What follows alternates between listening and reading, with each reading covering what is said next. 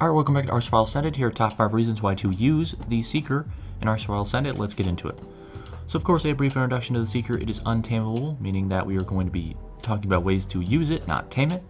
It is in the kingdom Animalia because it's an animal group reptilian because it was a reptile and is a fantasy creature. Did not exist in the real world. However, it is a reptilian because it is a fantasy reptile that the game made up.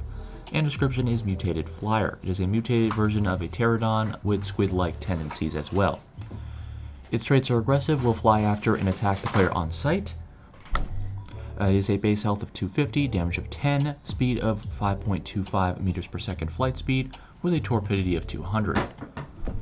Of course, the primary reason why to use this is base defense. Even though they cannot be tamed, they can be lured, thanks to their slow flight speed, to float around the entrance of your base. Must be in a dark place, as they do prefer just going to every light source. So having a cave base or an underground base or a base in a rock work structure, having them hang around in a dark place near your base can be a good way to defend it, acting as an organic defense wall.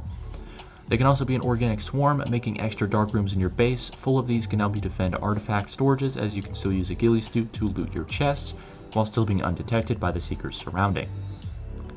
You can also use them as a cage trap. Luring these into a cage and then destroying the cage to release them onto attackers provides a great way to have organic surprise attacks that are free to replace.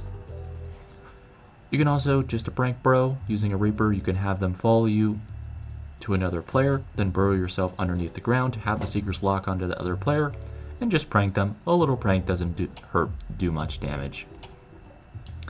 And finally, in edge case scenario, you can make a trap bridge, making a bridge between two gaps. If a player doesn't have flyers, they'll use the bridge, and then you can just have the bridge collapse into a pit of these to both surprise the player and trap them in an instant swarm of death. And of course, thank you guys so much for watching the video. Like if you like, dislike if you don't, subscribe if you like the video, comment down below your thoughts on the Seeker in Our Survival Evolved and Ascended, and of course, as always, I'll see you guys with the next dino. Toodaloo!